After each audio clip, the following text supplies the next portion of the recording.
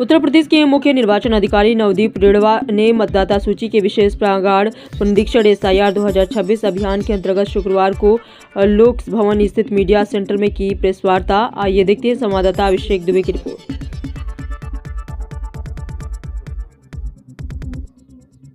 सभी मीडिया के साथियों का सादर अभिवादन है। आप सभी का स्वागत है यहाँ पे। अब ये हम लोगों के बीच में आदरणीय मुख्य निर्वाचन अधिकारी महोदय उत्तर प्रदेश अभी SIR की गतिविधि और आगे से संचालित होने वाली गतिविधियों के संबंध में हमें ब्रीफ करेंगे। मैं सर से अनुरोध कर रहा हूँ।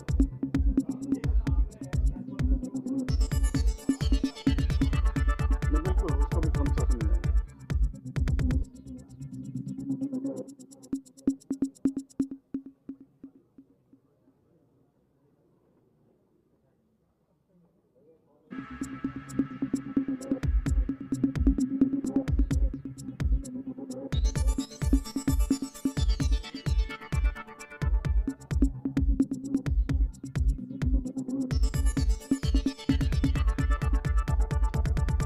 मीडिया के सभी साथियों को नमस्कार।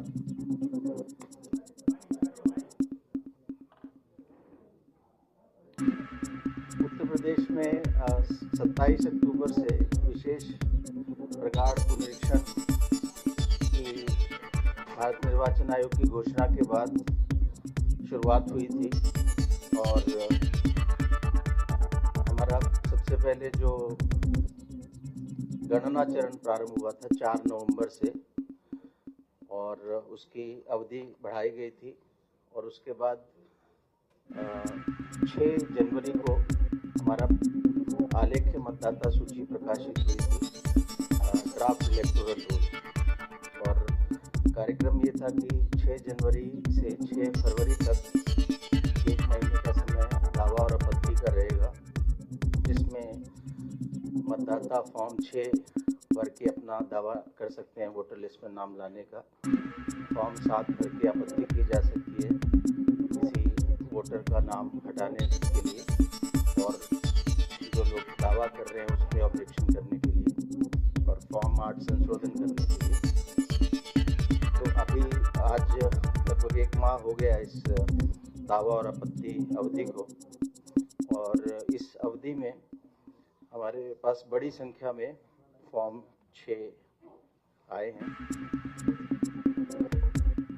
हमारा जिस दिन 6 जनवरी को आलेख्य मतदाता सूची प्रकाशित हुई थी, उससे पहले 27 अक्टूबर से 6 जनवरी के बीच लगभग 16,18,574 फॉर्म 6 आए हुए थे और 49,399 49,399 ये हमारे फॉर्म 7 आए हुए थे जिस दिन आलेख्य मतदाता सूची हमारी प्रकाशित हुई। और उस दिन से लेके कल तक हमारा फॉर्म 7 जो आए नाम काटने के लिए आपत्तियाँ, वो 82,684 आई इस 1 महीने की अवधि में 6 जनवरी से 5 फरवरी तक। और जो फॉर्म 6 आए हैं नाम जोड़ने के लिए,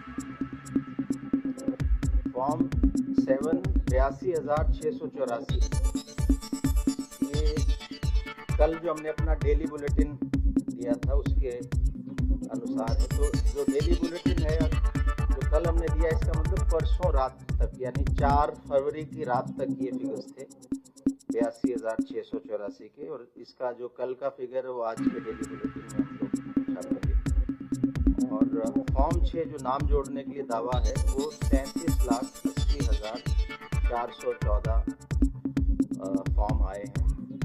ये फॉर्म आए हैं 6 जनवरी से लेकर और 4 फरवरी तक, इस अवधि के बीच में 37,80,414। और जो ओवरसीज इलेक्टर्स हैं, प्रवासी निर्वाचक जो विदेश में रह रहे हैं, भारत के नागरिक हैं और शिक्षा या व्यवसाय या नौकरी के लिए बाहर गए लेकिन उन्होंने किसी दूसरे देश की नागरिकता नहीं ली, वो लोग फॉर्म 6A भरकर ओवरसीज इलेक्टर्स बन सकते हैं। ऐसे 1073 एप्लीकेशन हमारे पास आए हैं। और अगर हम डेली रूप से देखें कि पिछले दिनों में हमारा कितना प्रतिदिन जो फॉर्म 6 के आने की गति ये लगातार बढ़ रही है। और कल का फिगर यानी 5 फरवरी को अभी तक का हाईएस्ट आया है। कल 3,51,745 फॉर्म 6 केवल एक दिन में आए, और इससे पिछले दिन 2,84,000 थे, उससे पहले 2,63,000 थे, उससे पहले 2,44,000 थे। यानी फॉर्म 6 आने की हमारी गति भी अभी बढ़ रही है।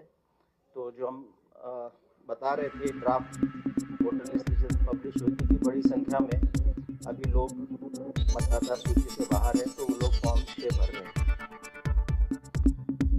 6 जनवरी से एक तो हमारा कार्रवाई शुरू हुई थी दावा और आपत्ति, और दूसरी समानांतर रूप से एक दूसरी कार्रवाई चली थी, वो थी ऐसे वोटर्स जिनका नाम ड्राफ्ट मतदाता सूची में आया था, उनमें से कुछ लोगों की मैपिंग नहीं हुई थी 2003 की, जो हमारी पिछली विशेष प्रगाढ़ पुनरीक्षण की अंतिम मतदाता सूची से। तो ऐसे 1,04,00,000 लोग थे। कुछ ऐसे लोग थे जिनकी मैपिंग हुई लेकिन उसमें कुछ लॉजिकल डिस्क्रिपेंसीज थी, तार्किक विसंगतियां थी। ऐसे लोग 2,22,00,000 थे। 1,04,00,000 थे जिन्होंने जब अपना गणना फॉर्म भरा तो उसमें एक मैपिंग करानी थी, वो कराई नहीं थी, खाली छोड़ा।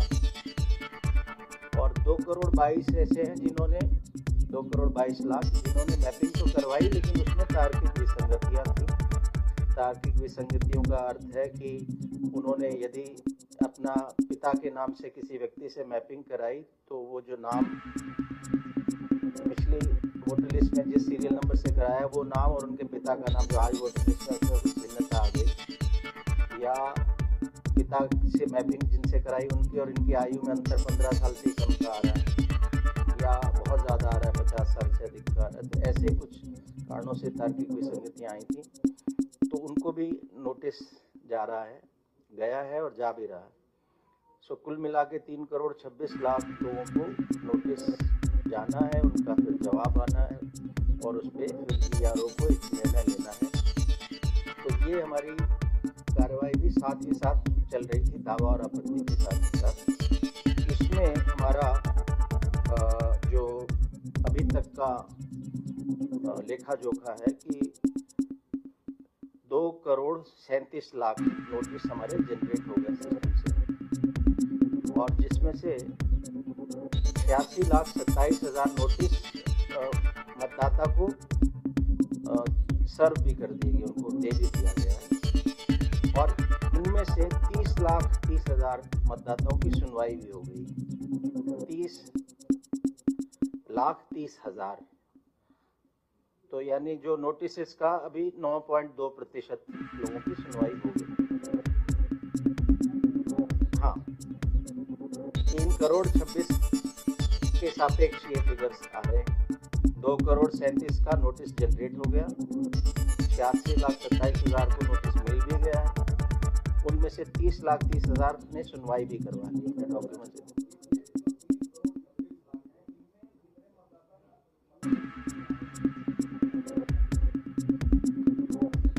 ये जब नोटिस मिलेगा और उसकी सुनवाई होगी, मतदाता अपने डॉक्यूमेंट्स देगा, उसके बाद निर्णय होगा।